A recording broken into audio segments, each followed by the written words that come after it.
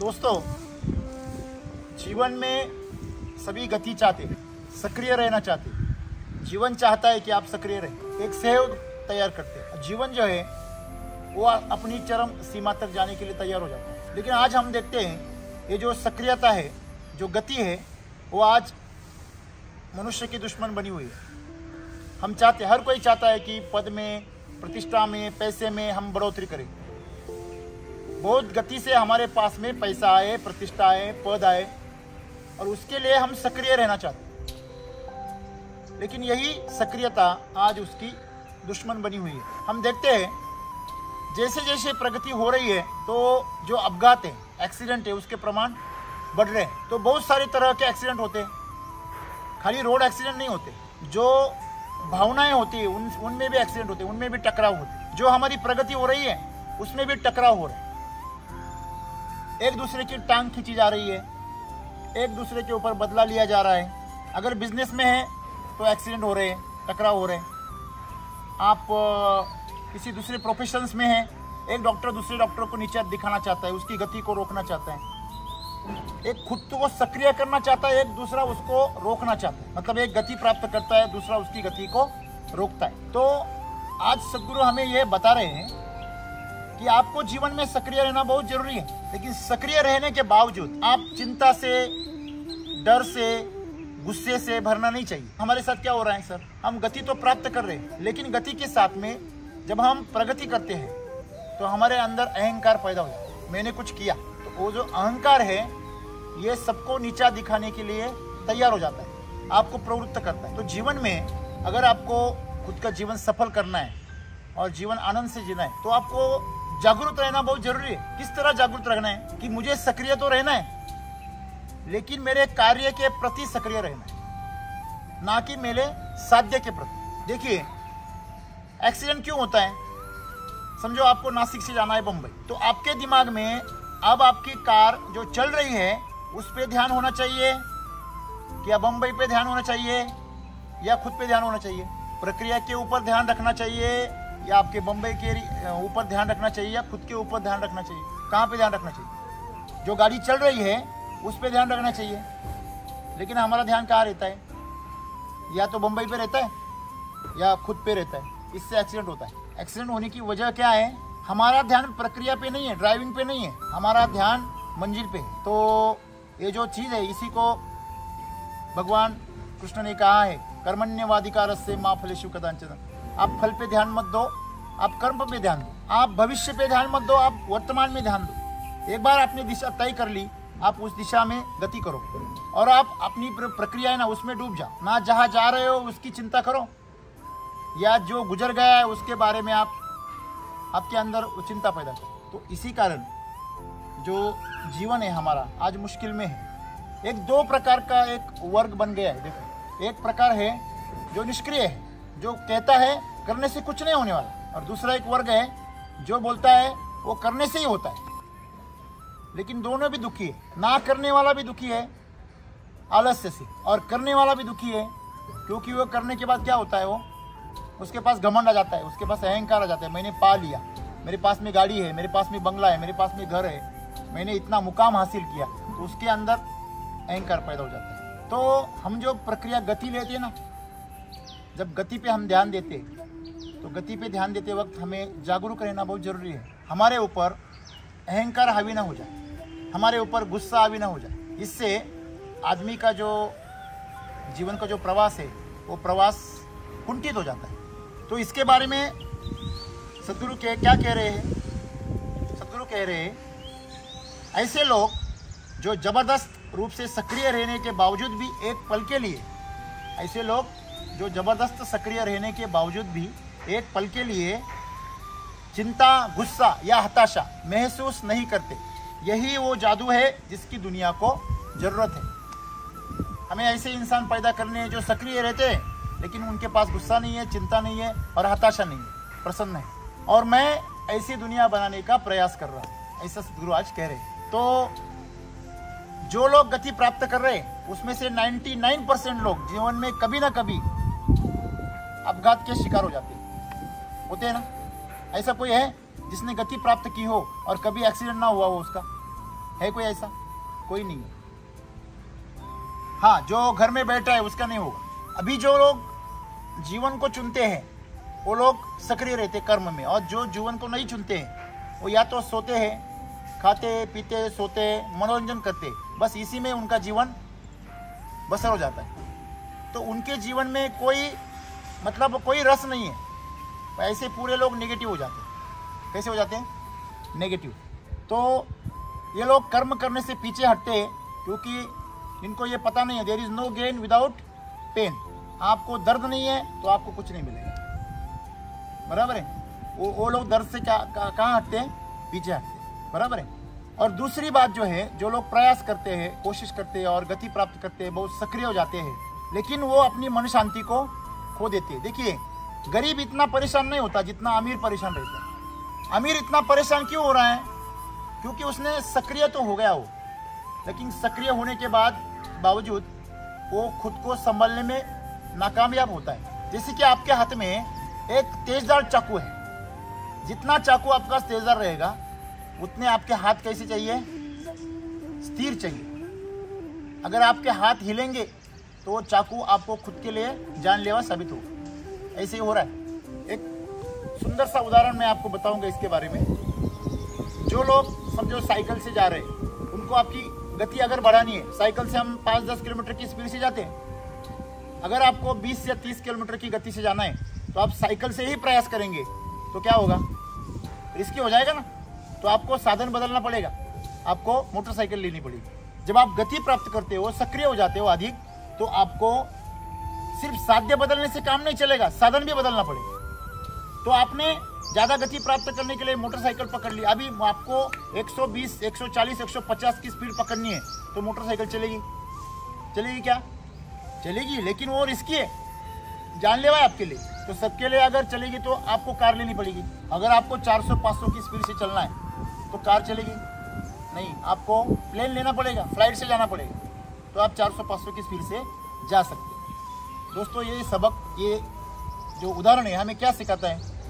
जीवन में आपको गति प्राप्त करनी है तो आपको साधन बदलनी है और साधना भी बदलनी है। आपकी साधना भी बदलेगी ना, कि नहीं बदलेगी? आप अगर कार चला रहे हो और मोटरसाइकिल का जो तंत्र है वो अगर कार में चलाएंगे तो क्या होगा? आपको ढलान में जाने की आदत है, ढलान में जाते वक्त आप मोटरसाइकिल बंद कर देते, इंजन, कार का इंजन बंद करेंगे तो क्या होगा सर? ब्रेक फेल हो जाएंगे, स्टीयरिंग लॉक हो जाएगा, सिस्टम बंद हो जाएगा और आपका भी सिस्टम बंद हो जाएगा। तो बात यह है कि आप जब साधन बदलते हैं तो आपको साधना भी बदलनी पड़ेगी।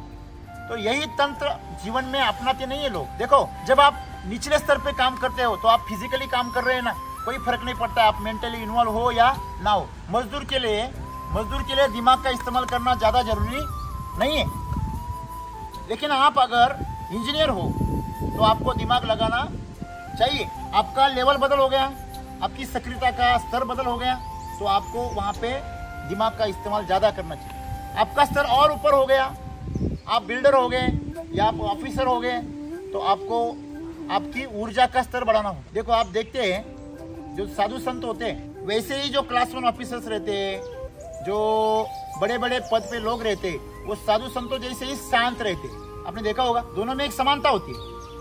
वो दोनों भी कैसे रहते हैं? शांत रहते हैं। दूसरा, उनकी आवाज में एक गंभीरता होती है और उनकी आवाज में एक वजन होता है। जब कोई कलेक्टर बोलता है तो वो प्रचंड ताकत से बोलता है, ऊर्जा से बोलता है। जब कोई सिपाही या क्लर्क बोलता है तो सिर्फ जवान से बोलता है। तो उसकी ऊर्जा का स्तर अलग है, मतलब साधन अलग हो गया, साधना भी अलग हो गई। तो जीवन में दोस्तों यही बात है, हमें अगर सक्रिय रहना है तो हमारे जीवन में हमें साधना और साधन के ऊपर ध्यान देना चाहिए। और अगर इसको देंगे और खुद को अगर विकसित करेंगे तो अपने आप जीवन में आप उस मकाम पर जब पहुंचेंगे ऊंचे स्तर पर, तब आपके पैर डगमगाएंगे नहीं, आपका दिमाग हिलेगा नहीं। जो अहम है, अहम, वो आपका स्ट्रांग नहीं होगा। अगर आप बड़ा होते हैं और आपके साथ में आपका अहम और आपका वहम दोनों अगर बढ़ गए तो आपका जीवन खत्म। मुझे एक बात बताइए, जो पेड़ होता है वो जितना उस बड़ा होता है, जितने उसके ऊपर ज़्यादा फल आते हैं, जितने ज़्यादा फल आते हैं उतना वो नीचे झुक जाता है ना। इंसान का कैसे, इंसान के पास में ज़्यादा पद आ गया, ऊंचा पद आ गया, ज़्यादा पैसा आ गया, तो वो क्या होता है, वो टाइट हो जाता है, हाँ, ऐड जाता है वो, बराबर है ना। तो ये हम प्रकृति के कैसे काम कर रहे हैं, उल्टा काम कर रहे हैं। तो यही हमें आज सदगुरु बता रहे हैं कि आपको गुस्सा आता ही क्यों है, क्योंकि जब आप बड़े हो जाते हैं तो आपको लगता है हर काम मेरे मर्जी से होना चाहिए। आप चिंतित क्यों हो जाते हैं, क्योंकि आपने अगर जबान दी है, आपने अगर कुछ बोला है तो वो सत्य होना ही चाहिए, इसके लिए आप चिंतित हो जाते हैं, क्योंकि आप खुद को बहुत बड़ा समझते हैं। आप हताश क्यों जाते हैं, जो आपने बोला है, जो आपने तय किया है वो नहीं हुआ, इसलिए आप क्या हो जाते हैं, हताश हो जाते हैं। जब आप छोटे थे तो कुछ नहीं लगता था, लेकिन आप जब बड़े हो जाते हैं ना तो आप तुरंत क्या हो जाते हैं, हताश हो जाते हैं। तो इसीलिए अगर हम कितना भी बड़े हो, लेकिन हमारे अंदर का जो अहम है उसको हम छोटा रखेंगे तो हमारा जीवन कैसे रहेगा, आराम से रहेगा, आनंद से रहेगा। देखिए, जब आदमी छोटा होता है ना तब आदमी दूसरे के साथ में सहयोग करता है, दूसरे के बारे में संवेदनशील रहता है, उसके अंदर मानवता जिंदा रहती है। लेकिन जैसे जैसे ये बड़ा हो जाता है उसके अंदर से मानवता क्या हो जाती है, खत्म हो जाती है, संवेदनशीलता वो गंवा देता है और खुद को कुछ बड़ा समझ लेता है। और जिस कर्मयोग से वो शुरू हुआ था वो कर्मयोग से भटक जाता है। आपको पता है, जब मैंने जीवन शुरू किया था, हर कोई ऐसे ही करता है, सामान्य अवस्था से बहुत ही गरीबी के हालात में हमारा जीवन शुरू हुआ। मुझे लगता है यहाँ पे बैठे सबका ऐसा ही है, बराबर है ना। आप याद करो वो दिन जब हम स्कूल में जाते थे, जब हम बचपन में हम कैसा जीवन बसर करते थे, हमारे पास में क्या सुविधाएं थी, कितना पैसा था, कितने साधन थे, क्या था हमारे पास में। जब हमने ये बिजनेस शुरू किया तब हम कैसे थे, उस वक्त हम कितना पूरा जी जान हमारा न्योछावर कर देते थे। हमारे पास में जो पैसा था वो तो हमने डाल दिया हमारे काम में, लेकिन कर्जा निकाल के भी डाल दिया। सही गलत है, निकाले कि नहीं कर्जा, ओके। हमारे पास जितना वक्त था वो तो डालते थे, ऊपर से ज़्यादा मेहनत करते थे, और जितना ज़्यादा वक्त देने की मतलब हम प्रयास करते थे उतना आज हम कर रहे हैं क्या। जब बड़ा हो जाता है आदमी तब उतना प्रयास करता है, आलसी हो जाता है, उतना दिलदार रहता है नहीं, कंजूस हो जाता है। क्यों हो जाता है, क्योंकि उसका ध्यान वो जो प्रक्रिया है ना काम करने की, जो कर्म है उससे हटकर फल पे अटक जाती है। और जैसे जैसे आदमी के पास पैसा आ जाता है उसको कैसे बनना चाहिए सर, और उदार बनना चाहिए, लेकिन वो कैसे बन जाता है, कंजूस बन जाता है। अभी मुझे एक बात बताइए, आप पहाड़ी पे ऊपर जा रहे हैं, पहाड़ी पे कहाँ जा रहे हैं, ऊपर जा रहे हैं, तो आपको आपका वजन कम करते जाना चाहिए या आपको वजन बढ़ाना चाहिए। अगर वजन बढ़ाते जाएंगे तो हिमालय पे जा रहे, आप जितना जितना चोटी के पास में जाओगे उतना उतना आपको वजन कम करना पड़ेगा, नहीं तो आप चोटी पे नहीं पहुंचेंगे, सीधा ऊपर पहुंचेंगे। सही गलत है। लेकिन जब आदमी ओहदे के हिसाब से, पैसे के हिसाब से, पद के हिसाब से जब बड़ा होता है तो वो ज्यादा क्या करता है, इकट्ठा करता है, इसलिए वो जीवन से दूर चला जाता है। उसको जीवन एक बोझ लगने लगता है, क्योंकि वो जमा करने की उसकी आदत बढ़ जाती है। उसको ऐसे लगता है ये सब मैं साथ में लेके जाने वाला हूँ, आखिर में मुझे काम आएगा। लेकिन वो काम आता है क्या, क्योंकि जाते वक्त सब कुछ छोड़ के ही जाना है। अगर सब कुछ छोड़ के ही जाना है तो भाई इकट्ठा क्यों करना है, हमेशा सोचना। इसलिए अगर हमें जीवन में सक्रिय बनना है, गति प्राप्त करनी है, तो गति के साथ में हमें और निस्वार्थ निष्काम कर्म से, निष्काम भाव से कर्मयोग साध्य करना है। आपको ज्यादा हल्का होना है, शरीर से भी, मन से भी और भावनाओं से भी। तो आपको धीरे धीरे ऊर्जा के स्तर तक जाना है।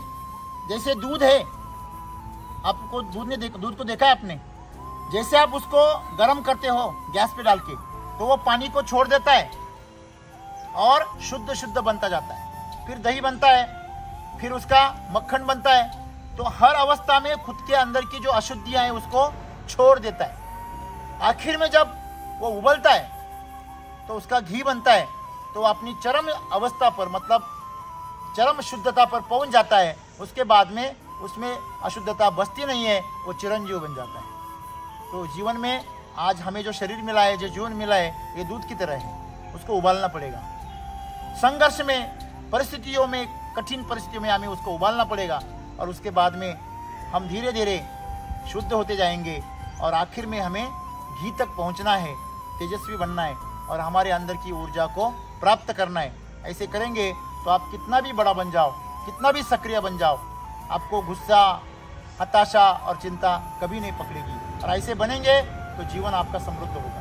यही सद्गुरु जी का सपना है। धन्यवाद।